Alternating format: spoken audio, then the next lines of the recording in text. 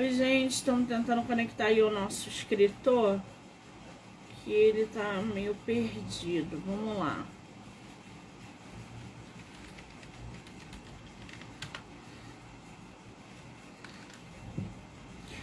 Vamos ver se a gente consegue conectar aí, né? O nosso escritor, porque eu mandei o link, abri aqui, enfim.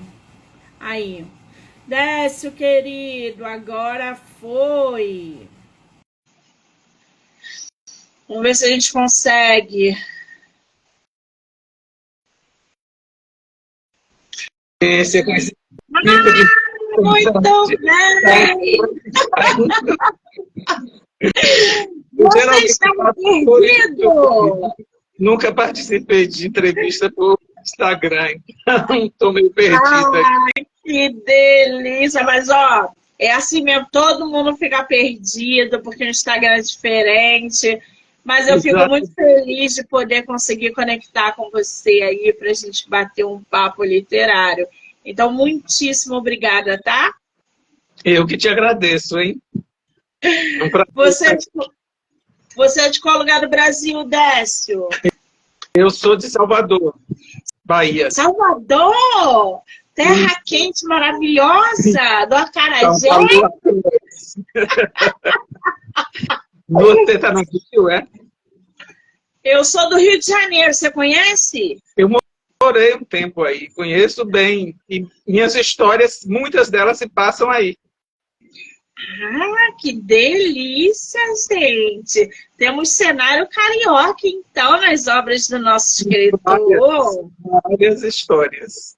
Ah, pretende voltar para o Rio? Olha, eu fico sempre nessa dúvida, Trois. O desejo é grande, mas fico muito dividido, né? Como estou participando da Academia de Letras daqui, eu fico naquela dúvida se vou virar um membro correspondente me mudando para o Rio, mas eu adoro o Rio, amo o Rio, é minha paixão de adolescente, porque eu fui para aí adolescente. Então eu estudei grande parte de minha vida aí, então tenho muita ligação com a cidade. Então, chego aí, eu me sinto em casa como se eu nunca tivesse saído. Ah, que delícia! Se voltar, mande mensagem para que a gente possa se conhecer pessoalmente, tá? Eu estou indo fazer o lançamento do livro aí na próxima semana. Quer dizer, na próxima semana eu estou indo para Paraty, ou para Flip, e vou participar de 2 lançamentos lá, e depois vou fazer um lançamento no Rio, no Bar Ernesto, lá na Lapa. Então eu vou lá te ver no Bar do Ernesto. Ah, com certeza. A gente precisa se conhecer. Décio, me manda depois no WhatsApp horário, local e data. Porque lá, para 15 minutos eu tô lá e eu posso ir lá te ver. Vai ser no dia 30, quinta-feira, não nessa próxima, mas na outra, né? A partir das 18 horas. Vou, gente, na Lapa, tomar uma cervejinha no lançamento do nosso escritor. Do Ernesto, que é uma comida deliciosa. Ai, que delícia! Depois eu vou te mandar mensagem no WhatsApp. Certo. Agora, me diz uma coisa. O lançamento que você vai fazer aqui no Rio é o da Histórias Roubadas? Roubadas, isso. Que delícia! Você já tem outras obras no mercado, né, Décio? Sim, de ficção, na verdade, eu tenho um livro de poesia que foi lançado pela editora Patuá, de São Paulo, em 2021, e que vou fazer o lançamento em Paraty, que eles têm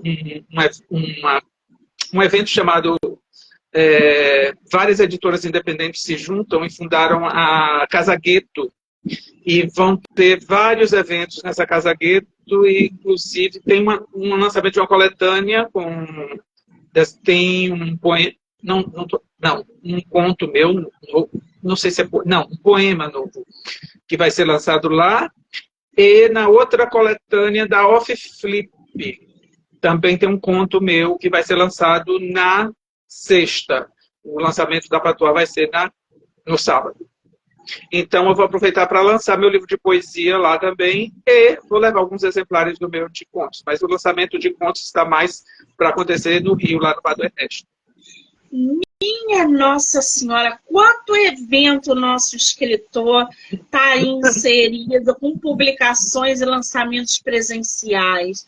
Aliás, lançar livro de modo presencial é fenomenal, né, Adécio? Com certeza, é outra coisa, é outra coisa. A gente se sente entre amigos, né? Que é uma atividade, um novo um encontro de amigos, é sempre bom. E a gente está com a desvantagem de não poder fazer isso durante a pandemia, então agora que a gente já pode se encontrar, é um grande prazer fazer isso. É verdade. A ideia de você fazer um lançamento num bar, como é que surgiu isso? E no meio da Lapa, que é um ponto turístico e lotado de todas as tribos, né, Décio?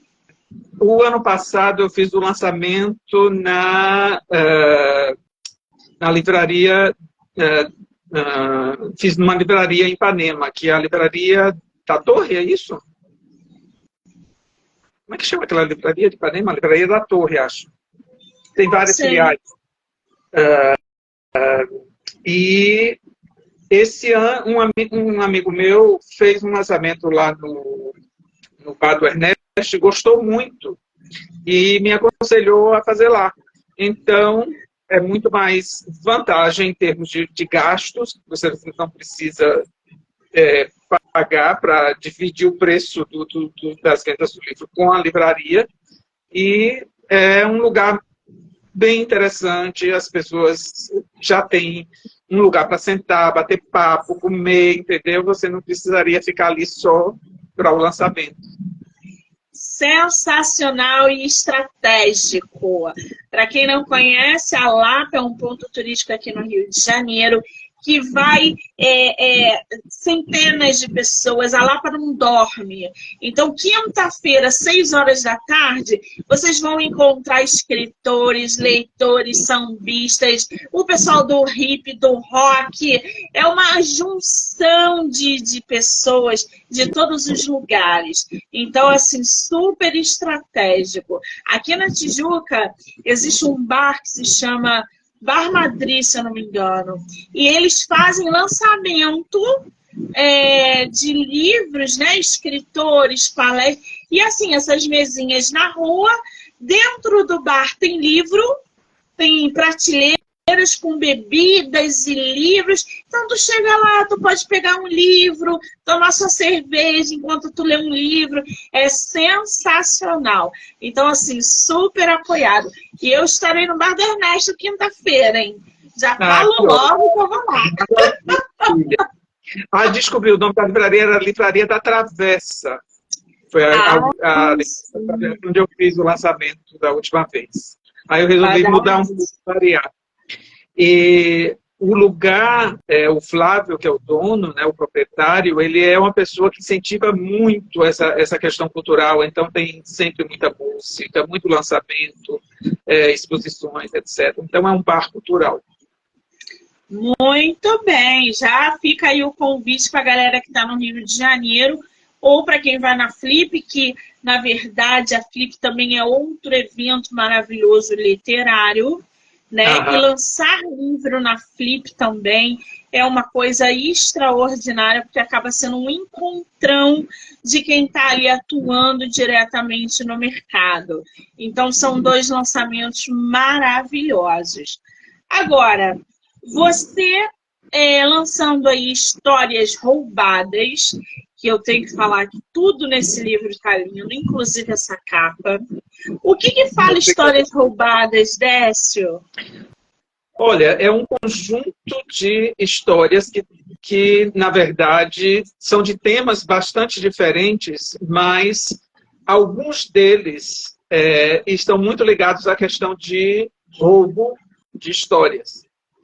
Então, o primeiro conto que deu título ao livro, que se chama O Ladrão de Histórias, é a história de um médico que adorava escrever e ele morava aqui em Salvador, mas estudava medicina. Ele não gostava de medicina, mas tinha que fazer, foi fazer a residência em São Paulo. E lá começou a trabalhar no hospital e à noite ele ficava lendo muitas coisas e escrevia também. Mas ele entrou no processo de bloqueio criativo e não conseguia produzir mais nada. E um belo dia, num dos seus plantões, ele começa a ler sobre Shakespeare e descobre que Shakespeare era um ladrão de enredos. E aí ele começou a pensar, pô, mas que cara, o meu ídolo, meu grande ídolo, ele, de repente fica copiando as histórias dos outros, assim. Aí depois ele parou para pensar assim, mas os outros não ficaram tão famosos quanto ele. Então, se ele conseguiu reescrever essas histórias, teve muito talento de fazê-lo em um determinado tipo de linguagem, que é o que o tornou famoso. E aí ele tem uma ideia e pensa, agora acabou o meu bloqueio criativo. Chega em casa com várias ideias de contos. E o que é que ele vai fazer? Ele vai se lembrando das histórias que um amigo dele, que era psicanalista, contava para ele sobre os pacientes. E aí ele decidiu, ao invés de escrever um romance, ele agora ia escrever contos. E cada história que ele ouviu, ele escreveu um conto a respeito. E aí o livro foi lançado, fez o maior sucesso, vários exemplares vendidos, e aí ele começou a fazer palestra aqui e ali, assediado por todos os meios de divulgação, e quando está no auge, uma rede de televisão contrata para escrever novela, os livros são todos transformados em filmes, os contos e tal. Quando é um belo dia, ele deixa de trabalhar como médico para se tornar escritor profissional para a televisão. Vai escrever novelas. Só que um belo dia, quando ele chega em casa, tinha uma intimação para ele comparecer numa delegacia. Ele assina aquilo, sobe sem saber o que é. Esquenta a comida no micro-ondas, quando começa a comer, liga a televisão, pasma, ele começa a ver o rosto dele estampado em tudo quanto é telejornal. As pessoas que tinham sido os clientes do psicanalista começaram a processar. E aí o cara entra em paranoia, e eu não vou contar o resto da história para vocês comprarem um livro e lerem. E agora, gente? O que a gente faz com o Décio? Então, essa é a história inicial. As outras, tem algumas que têm a ver com roubo de histórias também, mas de modo diferente. Tem uma que, na verdade, era uma peça de teatro que eu tinha começado a escrever quando eu morava aí no Rio. E não terminei, porque eu fiz teatro aí no Rio. Eu estudava no Colégio Anglo-Americano, quando era na Praia de Botafogo, não existe mais. E aí nós tínhamos um curso de profissionalizante de teatro. Então eu comecei a fazer teatro e nesse período eu comecei a escrever peças também. E aí, quando chegou a pandemia, eu peguei aquele meu caderno de escritos que estavam abandonados e comecei a rever. E ao invés de continuar essa peça, eu resolvi dar um outro destino diferente, de vou mudar o gênero. E criei um conto no qual uns amigos vão assistir a peça de uma amiga que é a própria autora da peça. E aí eles passam vão assistir a peça e então a peça entra como parte do texto. E depois eles saem dali, vão para um bar. Essa história se passa em Fortaleza. Eles vão para o Dragão do Mar, que é um point de Fortaleza muito badalado à noite. E ficam lá conversando sobre tudo que foi discutido na peça, que inclusive trata de ninfomania, que a autora, inclusive, foi pesquisar sobre isso. Trata de vários assuntos essenciais, assuntos de política e questões mesmo de... Ih, travou aí, né? Décio, você travou? Travei? Aí, Tá foi. travado ainda? Não, agora foi. Agora Não, porque voltou, para né? mim está parecendo normal. Pronto. Acho que Voltou, não? agora foi. Voltou. Essa, Esses... são várias histórias, são 22 contos. Tem alguns contos que são bastante engraçados, muitas histórias engraçadas. Outras que são baseadas... tem uma que eu faço uma brincadeira com o próprio processo criativo, em que um autor, o personagem se rebela contra o autor e resolve ele mesmo escrever a história, modificando toda a direção que o autor estava planejando dar. Então, é uma metaficção muito interessante. E tem algumas histórias de mistério também muito interessante, que eu pego um poema. Eu há muito tempo ensinei literatura de língua inglesa.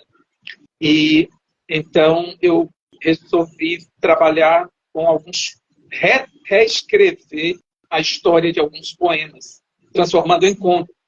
Então tem um poema de um poeta norte-americano chamado Edwin Arlington Robinson, em que ele escreve uma história muito trágica.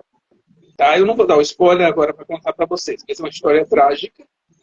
E esse é de um personagem que tem tudo que quer na vida e que as pessoas admiram bastante e tal. E um dia acontece uma tragédia com esse personagem e o poema acaba e ninguém sabe o que realmente aconteceu. Né? Então, esse personagem, eu coloquei, isso aconteceu no século XIX, um poema do século XIX, tá? Eu atualizei para uma pessoa, um escritor do século XXI, que vai escrever, vai viver a vida desse personagem do poema. Ele vive essa vida. Tá? E depois essa história é misturada com a história do próprio autor do poema, Edwin Arlington Robinson. Então, a história do poema se mistura com a história do autor e passa para o personagem do século XXI. Com esse personagem, essa história, então, é descoberta por um cineasta, né, porque o cara tem um fim trágico, o cineasta vai tentar desvendar isso e faz uma pesquisa e resolve transformar toda aquela história num filme. Só que aí é como se fosse uma premonição de que algo iria acontecer com esse cineasta também. Então, tudo que vai acontecer, que aconteceu com os outros personagens, depois vai acontecer com esse cineasta, que ganha todos os prêmios com o filme vai para Cannes, recebe, é premiado em Cannes, mas aí, após a entrega do prêmio, vem uma tragédia também. E aí eu não posso contar, porque senão dá o spoiler. Senão dá spoiler, né? Aí não é legal. Os meus favoritos.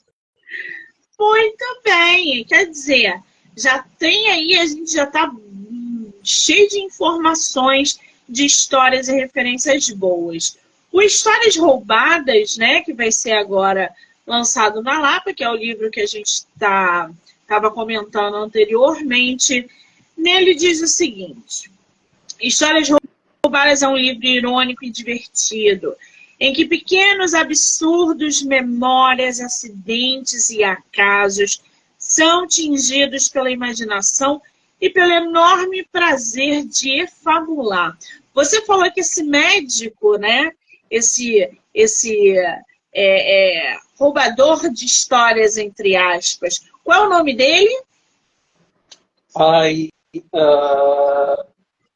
Agora você me pegou. Eu esqueci o nome do personagem. Livro, gente, me esqueceu. Esse personagem, gente, eu falei, ele é o roubador de histórias, vocês entenderam, né? Ele é o ladrão de histórias. Por favor, não me entendam mal. E essa pegada que você traz no livro, né? Que isso acontece muito. Pessoas que estão sempre roubando a história de outros escritores, de outros exemplos, e transformando aquilo como seu. Então, eu publiquei, eu não sei o quê, e sempre tem uma referência. A gente nunca cria nada, a gente está sempre copiando algo de alguém que já produziu alguma coisa. A verdade é essa. Então, quando a gente lê uma história, aquilo ali tem referência a alguma coisa que aconteceu, ou que aquele escritor já viu em algum lugar e inspirou ele a escrever. Como é que surgiu essa ideia, Décio, de você justamente abordar em um dos seus pontos essa temática que hoje a gente vê, que o tempo todo a gente vê histórias plagiadas, copiadas, inseridas em outros termos? Por que você trouxe justamente essa pegada? E um médico, né, que larga tudo para ser um escritor. Ainda tem isso. Olha, na verdade, o médico, eu me baseei num amigo meu mesmo, que hoje está falecido, e que era daqui de Salvador, e realmente ele foi fazer psiquiatria, não era psicanálise, era psiquiatria mesmo em São Paulo. Foi fazer residência lá. E ele já tinha escrito alguns, ele realmente detestava a medicina e queria ser escritor. Escreveu vários romances, nunca publicou nenhum deles. O único livro que ele publicou em vida, antes de falecer, foi um livro de poemas. Mas ele tinha um certo bloqueio, porque o pai era escritor, também famoso, e de uma certa forma ele ficava eu acho que com aquele receio de competir com o pai. Mas isso é só a parte que monta esse personagem, cujo nome eu acabei esquecendo agora, não importa, para colocá-lo nesse espaço em São Paulo. O resto da história não tem absolutamente nada a ver com ele. A parte de Shakespeare, como eu trabalhei muito tempo com Shakespeare e descobri que realmente é uma informação verídica, ele se apropriou de várias histórias. Macbeth, Hamlet. Vários. O próprio Romeu e Julieta, né, que Romeu é uma das Julieta. mais... E aí, o que acontece? Essas histórias... elas vão sendo... tem muita coisa de dado de realidade com imaginação. Então, por exemplo, o fato de histórias de psicanalistas serem sido contadas, eu, quando dava aula de inglês no Brasil e Estados Unidos, eu tinha um aluno que era psicanalista e me contratou para aula particular. E ele, ao invés de ficar tendo aula comigo, ele passava o tempo todo fazendo a psicanálise em reverso. Eu acho que como ele era ficava na escuta, no trabalho de escuta durante muito tempo, ele aproveitava que estava saindo daquilo para falar, aquela compulsão de falar. E começava a me contar as histórias dos pacientes. Né? E eu achava aquilo muito estranho. Então, esse fato me gerou essa continuidade de histórias que vai ser o estopim do roubo de histórias aí. Menina, mas por um acaso, uma grande coincidência, esse meu amigo que inspirou o personagem, ele tinha escrito um livro que eu tinha lido antes de ser publicado e que recentemente o irmão dele fez uma nova edição agora e lançaram pós-mortem. Fizeram um lançamento em homenagem a ele, né? E quando eu fui reler o livro, eu descobri que o livro se tratava de um autor que era amigo de outro e rouba um romance desse amigo. Então, foi uma tremenda coincidência. Então, aquilo ficou no meu subconsciente, desse roubo de história, e que eu só vim me dar conta agora. Depois que eu peguei o livro dele, eu digo, gente, é muita coincidência isso. Eu ter utilizado esse personagem, eu utilizo esse meu amigo como um personagem inicial, depois misturo com outras pessoas que eu conheci, e de repente o tema de roubo está presente no livro dele. Sim. Sim. E outra coisa que eu queria te falar, o título Histórias Roubadas, na verdade, você citou aí, quando você leu, é um trecho de uma escritora portuguesa chamada Deolinda Gerson, que fez a quarta capa do livro. E nessa nossa conversa, quando ela me enviou o texto da quarta capa, o título do livro ia ser O Ladrão de Histórias. Só que no subject, da mensagem, ela colocou Histórias Roubadas. Aí eu achei muito mais interessante do que O Ladrão de Histórias, e aí resolvi roubar o título dela, que na verdade já começou com um roubo de título. Né? E ela morre de rir quando eu conto essa história para ela, porque ela também não sabia que tinha se confundido com o título e me deu um título fantástico, que eu adoro. Gente, até o título, até a história do título do livro, gente, é engraçada. Entendeu? Ai, ai. Pelo ritmo acelerado e a diversidade dos assuntos, pode talvez aproximar-se da crônica. Também aqui narrativas múltiplas e diversas, partindo não importa de onde, se desenvolvem com mão segura de uma forma breve. Você levou quanto tempo para escrever esse livro? Olha, Monique, eu, na verdade, produzi as histórias no período da pandemia, que eu produzi um livro, juntei, né? Que algumas já tinham sido escritas e permaneceram do jeito que estavam, outras foram reescritas e outras foram criadas no período da pandemia. Então, tem algumas histórias novas, outras retrabalhadas e outras que já tinham sido escritas há muito tempo. Tá? Então, elas partem de épocas diferentes.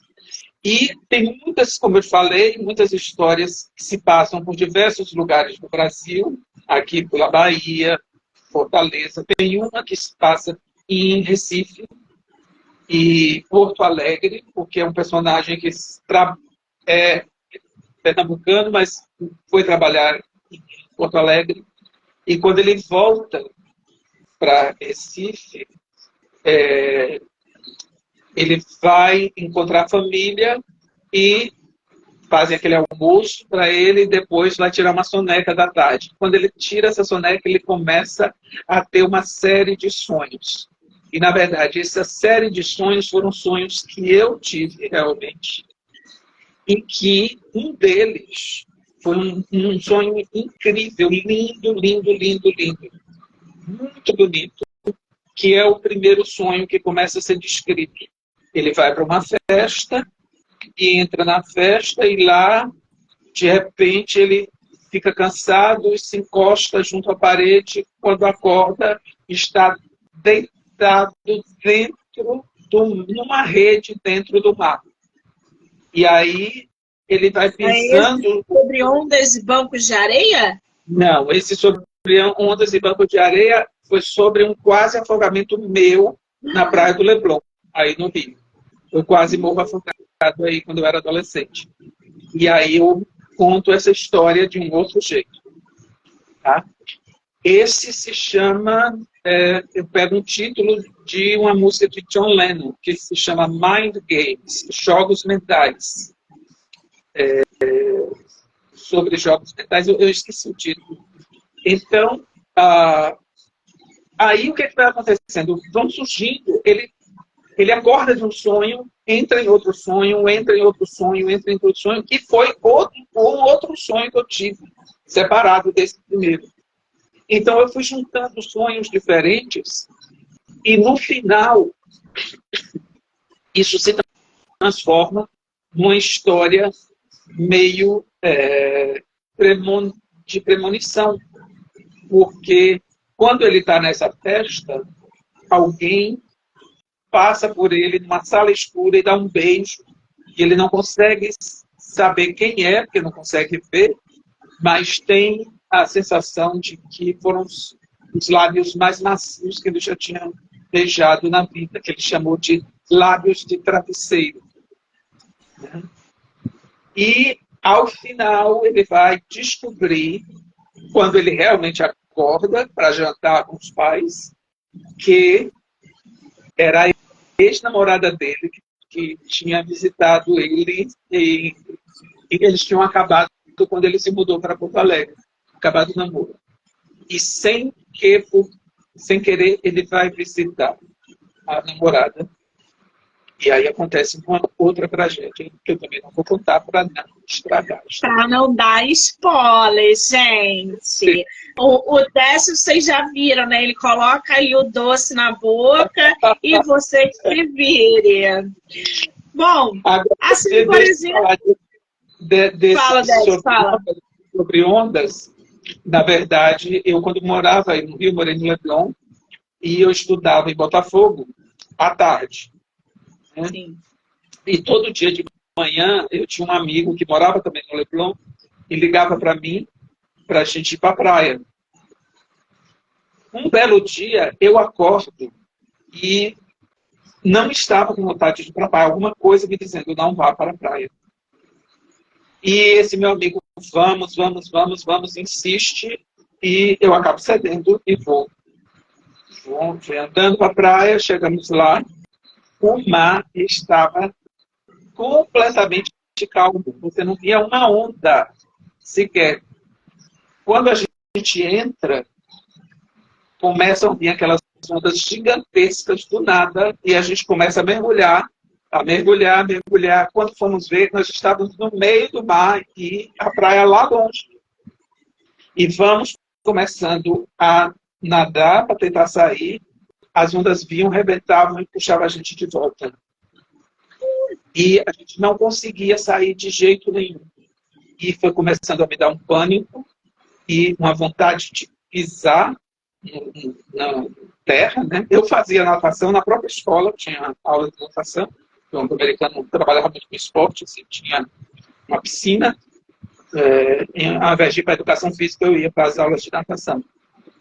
Mas chegou uma hora que eu já não aguentava mais. E esse meu amigo me mandou acalmar e boiar, tentando boiar.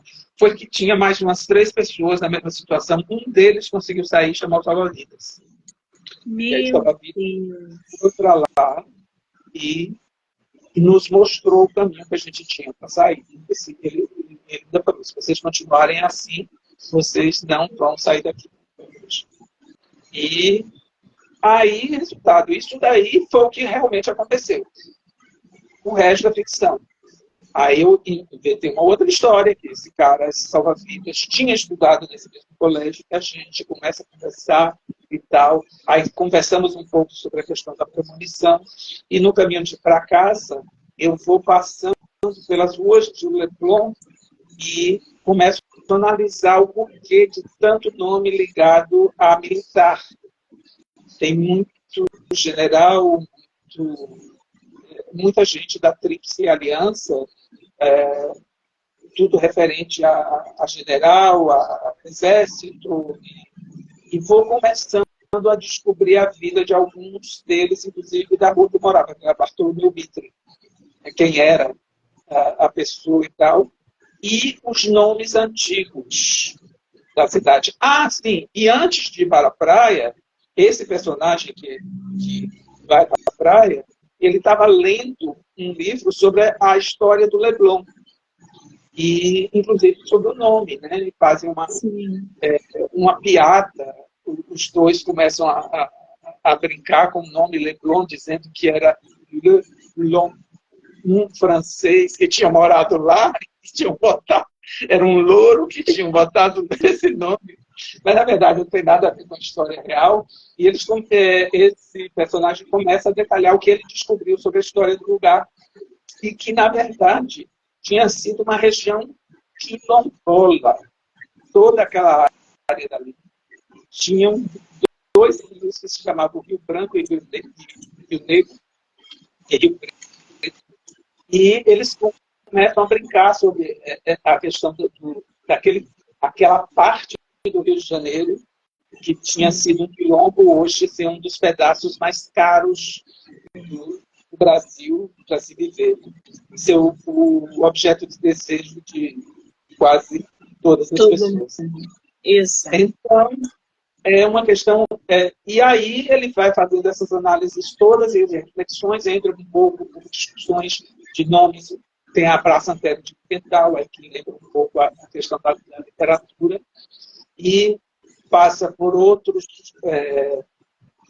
a questão do fato de estar muito próximo ao mar, ele vai também relacionar com histórias de baleia, de matança de baleia, que faziam muito naquela praia, ele vai lembrar de Moby Dick e tal, e fazer várias associações com o que aconteceu. Depois ele começa a perguntar se aquilo que aconteceu com ele realmente tinha sido um aviso que ele não ter ido para a praia. Tem de histórias. Muita coisa no livro que a gente vai encontrar, muitas histórias aí.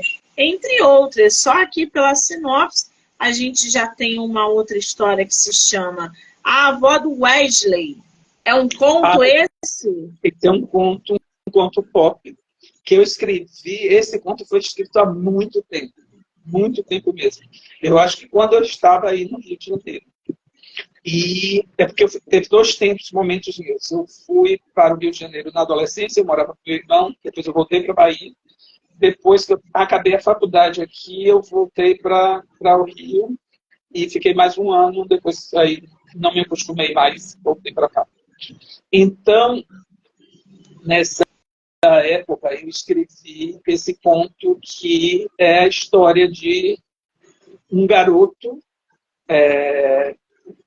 que, na verdade, começa a descobrir a sexualidade. Então, ele ainda não sabe o que é, ele acha que está apaixonado por um colega de classe, mas que não pode, um homem não pode se apaixonar por outro. E o que me motivou é a escrita desse conto, o estilo dele, ele está escrito num estilo pop, que é o estilo de Caio Fernando Abreu e do Roberto Drummond, escritor mineiro. Então, o estilo dele é uma linguagem muito, digamos assim, telegráfica, uma linguagem relâmpago, em que quase não é como se o pensamento dominasse toda a escrita. A pontuação é a mínima possível. E não há nenhum uso de maiúsculas, que é exatamente para relativizar tudo, e o que mais importante é o pensamento. E, na verdade, o que acontece é que essa avó do Wesley vai funcionar como aquela fonte de repressão, tanto sexual quanto da amizade entre os dois. Que interessante, né? Tá aí. Agora, Odécio, eu sei que para esse ano você está lançando, publicando vários eventos, Flip lá, vai vir aqui para o Rio de Janeiro, mas em 2024, a gente já tem alguma coisa aí para falar? Você vai publicar alguma coisa? Como é que estão os planos para ano que vem? Olha, tem muita coisa já pronta para ser publicada. Eu estou com um livro infantil pronto, um livro de contos de mistério, um livro de poemas e um livro de crônicas. Então, eu tenho 4 livros já prontos, que alguns deles foram submetidos, eu não publiquei ainda, porque eu tinha submetido a alguns concursos, então estou esperando o resultado dos concursos para depois publicá-los. E já tem um romance inacabado que eu comecei a escrever em língua inglesa, e ele precisa ser terminado. Eu aproveitei também para traduzir já. Estou traduzindo o Histórias Roubadas para o inglês, ele já está quase todo traduzido, faltam apenas acho que 5 contos para revisar. O livro de poesia também eu traduzi para a língua inglesa e submeti para os editores, estou esperando a resposta lá fora. Então, fora isso, já tenho também alguns outros livros teóricos que eu, na verdade, como professor, eu escrevi muita coisa teórica, né? Não sei se você sabe, mas as minhas primeiras publicações foram de criação foi em coletâneas. Tá? Eu comecei, já tinha contos e poemas publicados em coletâneas. Mas livro mesmo eu comecei a publicar na área de metodologia do ensino de inglês, de livros de inglês instrumental. Depois eu comecei a publicar minhas teses como livros teóricos sobre o pop, literatura pop e arte pop. E a minha tese de doutorado, que gerou 2 livros. Como eu fiz doutorado nos Estados Unidos, a tese foi escrita em inglês, então eles foram publicados na Inglaterra e nos Estados Unidos em língua inglesa. Os 2 geraram 2 livros, que é sobre a influência do cinema na literatura e a influência da literatura do cinema. Então, no meu pós-doutorado na Inglaterra, eu comecei a escrever, está precisando acabar, um outro livro que está sendo escrito em inglês também, que é sobre as adaptações de Macbeth para o cinema. Aí meu lado shakespeariano batendo, que eu adoro. Eu adoro o pós-Macbeth, a Renascença. Ai, que delícia! O nosso autor vai de lá para cá, parece com uma facilidade, né, gente? A gente escuta a Décio falar, parece que está assim flutuando de um lado para o outro, de uma obra para outra. Para vocês terem uma ideia, o Décio, né, ele tem um monte de coisa publicada em inglês, italiano, português, que ele acabou de falar que está aí sendo traduzido aos poucos, gradativamente.